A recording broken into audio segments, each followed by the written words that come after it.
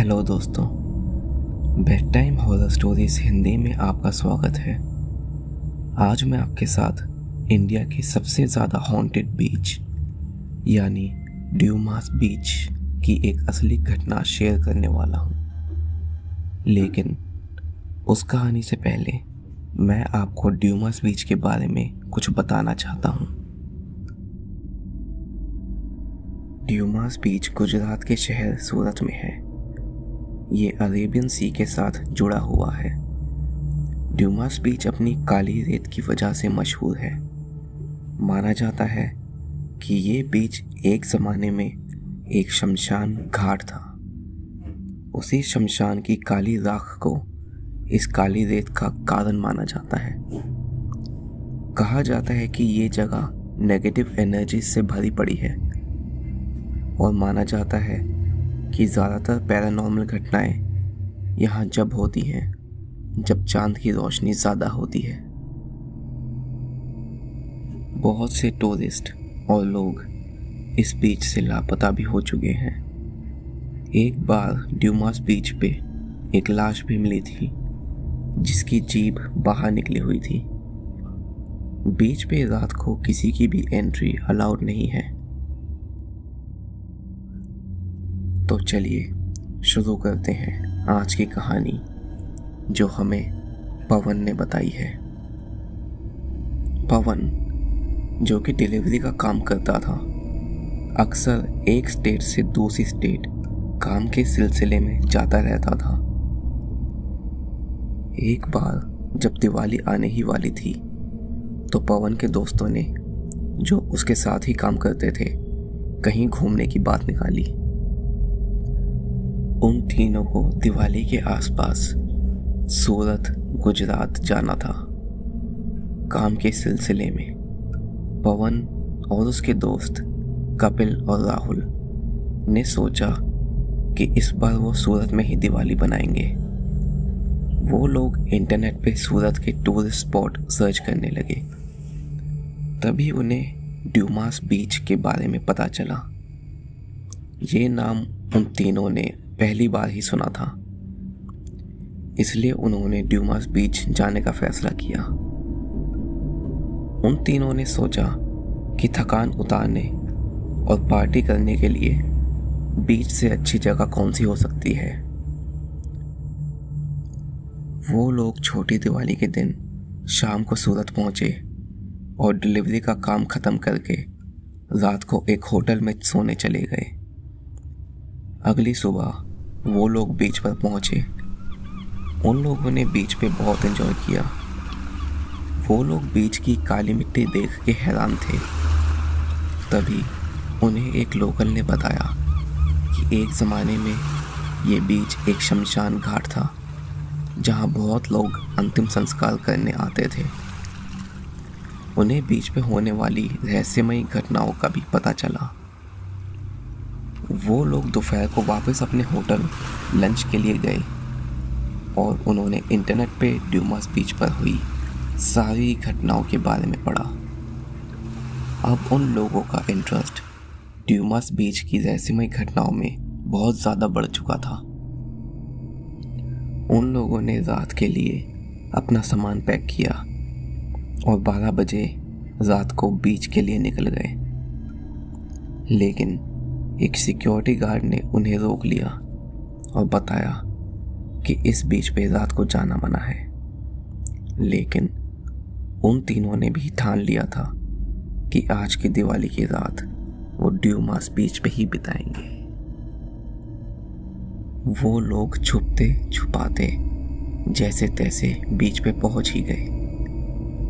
वहां रात का नज़ारा ऐसा था जैसे सारी दुनिया थम सी गई हो। वहाँ के माहौल में एक बहुत अजीब सी खामोशी थी। वैसे भी अमावस होने के कारण अंधेरा आम दिनों से ज़्यादा था। वो लोग बीच पे ही घूमते रहे और आसपास हो रही दिवाली की आतिशबाजी का मज़ा ले रहे थे। उसके बाद करीब 2-3 बजे तक आतिशबाजियाँ बंद हो चुकी थी और माहौल में दोबारा एक अजीब सी खामोशी हो गई थी। उस बीच पर उन तीनों को एक नेगेटिविटी का एहसास भी हो रहा था। वो तीनों समुद्र से दूर बीच पे लेटे हुए थे। तभी राहुल बोला, वो देखो, कोई लड़की समुद्र में डूब रही है। लेकिन पवन और कपिल को ऐसा कुछ नहीं दिख रहा था। पवन राहुल से बोला, लगता है तूने ज्यादा ही पी ली है। लेकिन पवन का दोस्त राहुल मजाक के मूड में नहीं था। वो उस लड़की को बचाने के लिए चला गया। पवन और कपिल उसका बहुत मजाक उड़ा रहे थे। वो दोनों लेटे लेटे हंस ही रहे थे कि तभी उन्हें समुद्र से भी हंसने की आवाज़ आई। लेकिन वो उनके दोस्त की आवाज़ नहीं थी जो समुद्र के किनारे गया था। वो तो किसी औरत की आवाज़ थी। उन तीनों ने उठ के देखा तो उनका दोस्त राहुल तो गायब हो चुका था। पवन भाग के समुद्र के पास गया, लेकिन वहां कोई नहीं था। वो हंसने की आवाज़ बार बार आ रही थी, लेकिन ये समझ नहीं आ रहा था कि वो आवाज़ कहाँ से आ रही है। वो दोनों राहुल की तलाश कर ही रहे थे कि अचानक उन्होंने देखा कि कुछ दूरी पे राहुल खड़ा था। पवन ने राहुल को आवाज़ दी, अरे इधर देखो, तुम कहाँ चले गए थे? लेकिन उनका दोस्त तो ऐसे खड़ा हुआ था जैसे वो कोई पत्थर की मूर्ति हो। तभी कपिल बोला, वो देखो, समुद्र के पास कौन पड़ा हुआ है? पवन ने देखा तो पता चला कि राहुल तो समुद्र के किनारे पड़ा हुआ था। पवन बोला, अगर राहुल यहाँ है तो ये सामने कौन खड़ा है?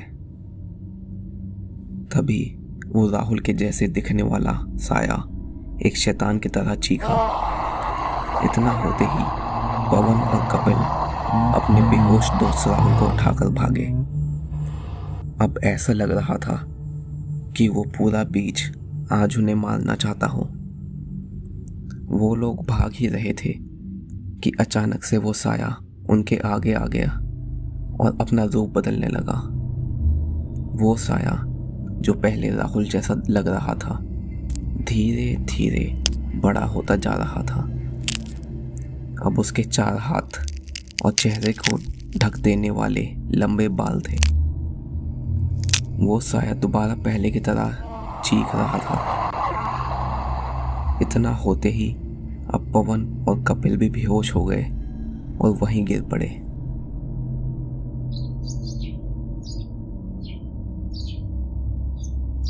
जब उन तीनों की आंख खुली तो वो तीनों बीच पे ही थे और अब सुबह के 5 बज चुके थे। उन लोगों ने देखा कि आसपास काली रेत पे कम से कम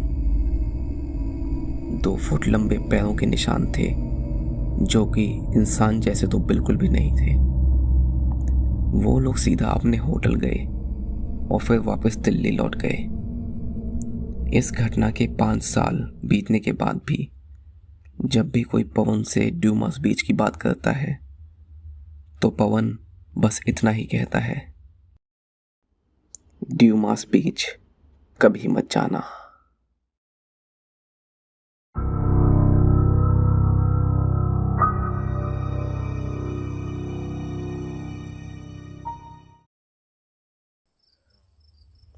तो दोस्तों, ये थी आज की कहानी। अगर आप लोग चाहते हैं कि मैं और भी हॉन्टेड प्लेस वाली स्टोरीज आपके साथ शेयर करूं, तो प्लीज़ इस चैनल को अभी सब्सक्राइब करें। आज के लिए बस इतना ही। Good night.